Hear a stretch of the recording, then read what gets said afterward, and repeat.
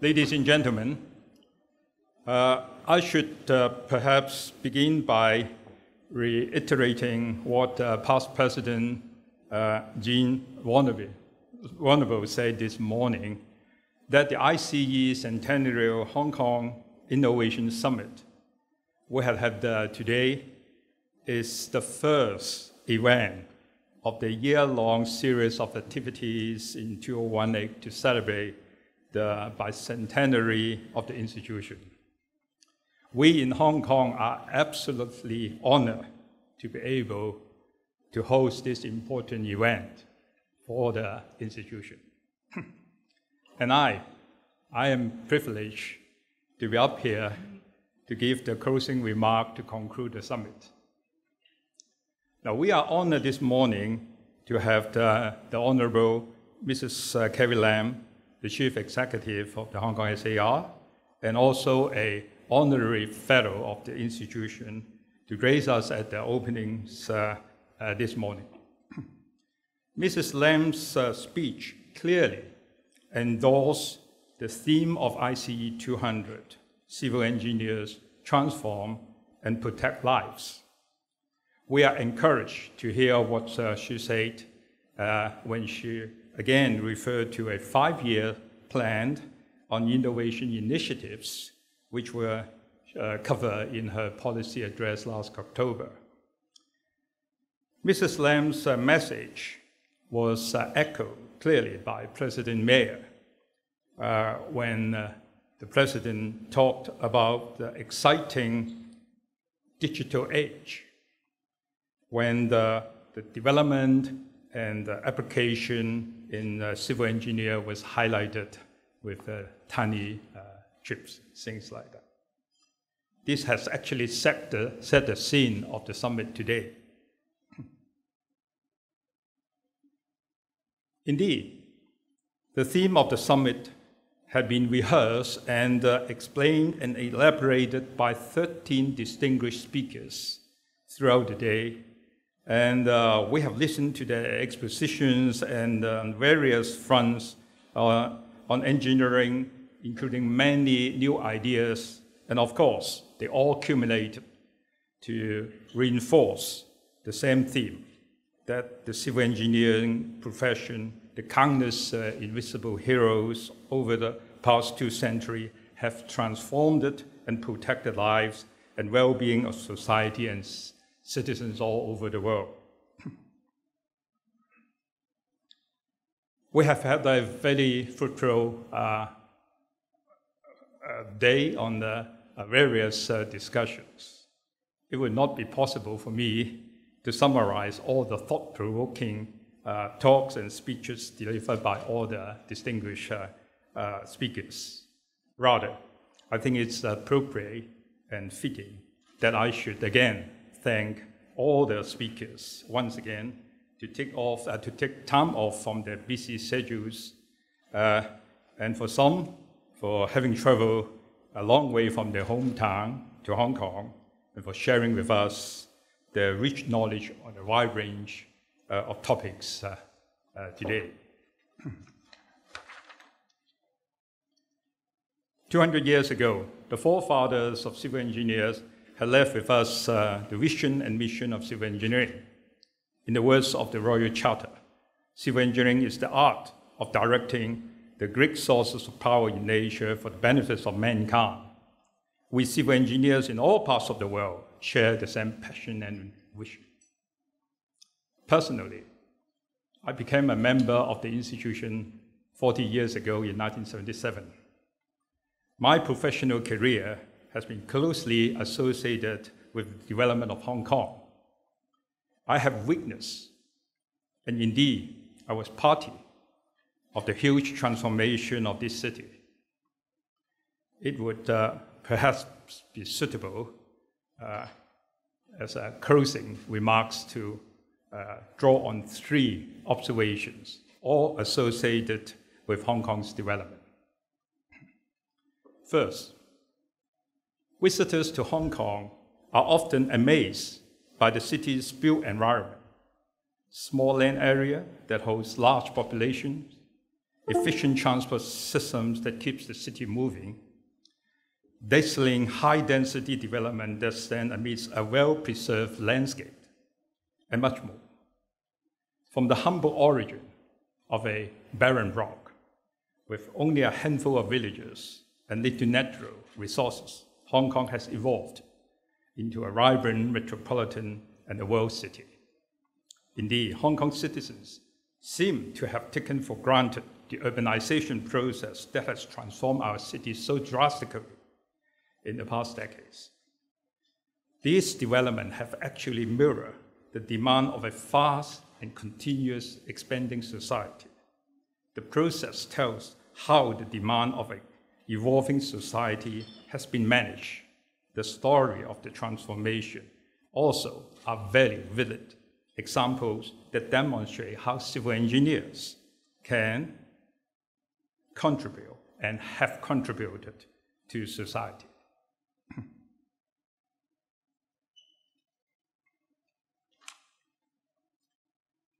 Secondly, in terms of the planning and delivery of infrastructure, we cannot avoid talking about the value of the infrastructure. We have moved from the simple supply and demand relationship to a state that can best be summarized by the 3 R's, which was rehearsed many times today: responsiveness, reliability, and resilience of all the engineering systems.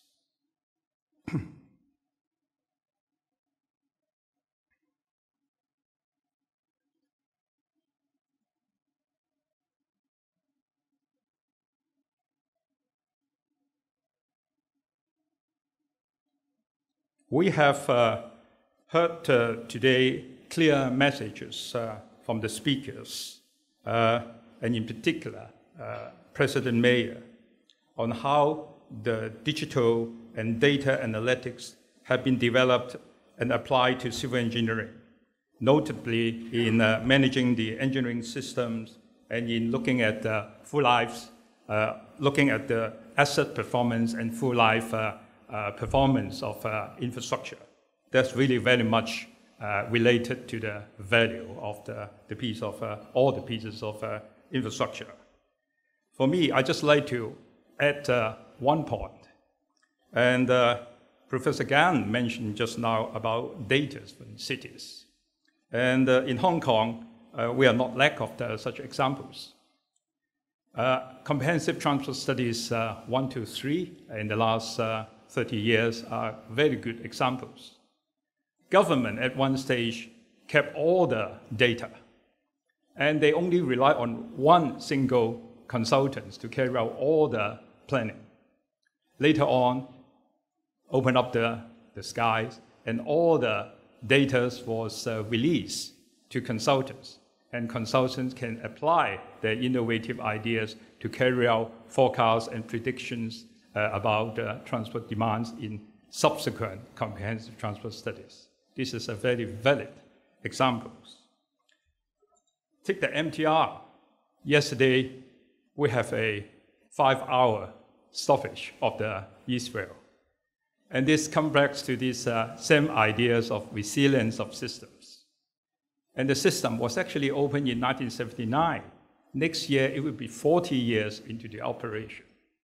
And this point I like to add is on the full life cycle of an infrastructure. Have we ever go back to the planning stage to carry out some retrospective analysis of the planning assumptions, parameters, prediction, forecasts 40 years or 45 years ago and see how the system actually performed today? This retrospective analysis would be very useful for us to understand the whole process of infrastructure delivery. The same goes to what we heard about just now from Kelvin on the airport. 20 years ago, 20 years into the performance, what exactly is the system that we are operating? This kind of assessment would help us to carry out prognostic forecasts for the future, for future infrastructure that really we can address the public expectation the engineering profession to provide for them innovative, smart, and sustainable solutions. Mr. Sun's presentation on the venture into the Belt and Road allows me to connect to my third point and last point. The different state of development of a city or a place would mean quite different aspirations of the citizens and on the kind of infrastructure they would like to have. Famous economist, Mr. Rostow, named 5 stages of economic growth, from traditional society to take off to the stage of mature society. It is very real that in recent years, many citizens have expressed diverse or even sharply divided views on the mode of future development. This is only nature for a mature society. Public aspiration has changed. The desire of economic development that some sector, some citizens have been holding on may not be compatible with the environmental impact that others are prepared to tolerate. Citizens are much more concerned with the decision-taking and the decision-making process, notably that of the public sector, and the selected choice for the future with which they would embrace. This is a very real problem. This is a very real situation and a very real challenge to the engineering profession. Very true in a mature society like Hong Kong, or very quickly in other places in the world. There are differing schools of thoughts, there are differing beliefs in value and in the way that they look at the future, which are passionately and reasonably held, which should be respected by the professionals or by the general public.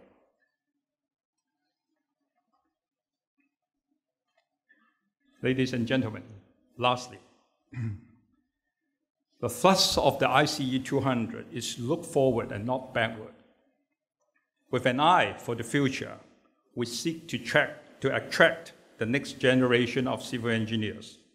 And in order to achieve that, we need to understand societal needs, wants, and to communicate effectively with the general public, with the students, with the younger generation, the teachers, the parents. That a very clear message should be given to them that highlight throughout the summit today that civil engineers protect and transform lives. That civil engineering provides for an innovative career. That civil engineering is rewarding and is fun. To close this closing, I'd like to show you just a few slides.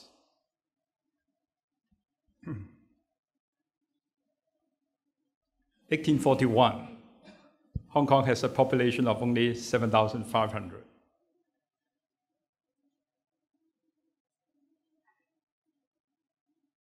Lord Palmerston, the British Foreign Secretary, came to Hong Kong in 1841 and said that a barren rock with hardly a house upon it.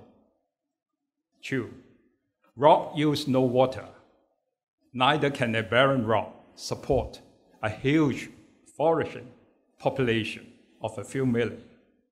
But in the last 150 years, the dedication of the people here, the professional, the civil engineers, the unsung heroes, had made this rock into a pearl.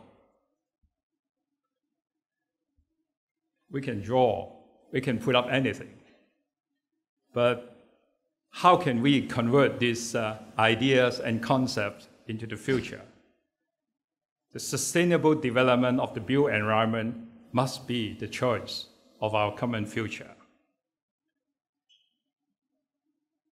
This chart is really telling.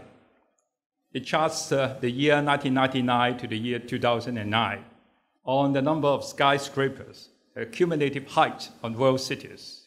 I'm sure very quickly, 2019, we can extend this. But what is telling this is that in 1999, New York, Chicago ranks top 1 and 2, and Hong Kong number 3. In 2009, Hong Kong is number 1, with New York number 2, Dubai number 3.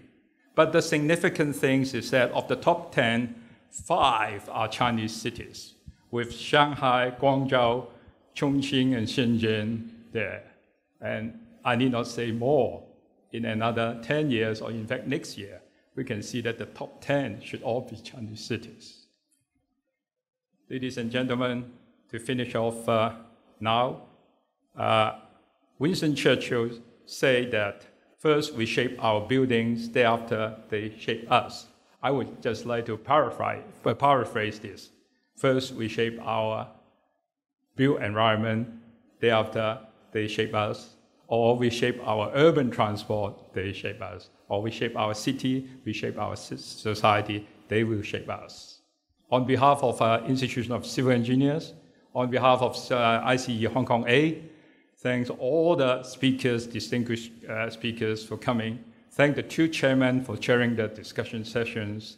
I hope you have an useful and inspiring and rewarding conference today. Thank you very much, and thank you all the participants, all the people, all the audience joining us today. Thank you.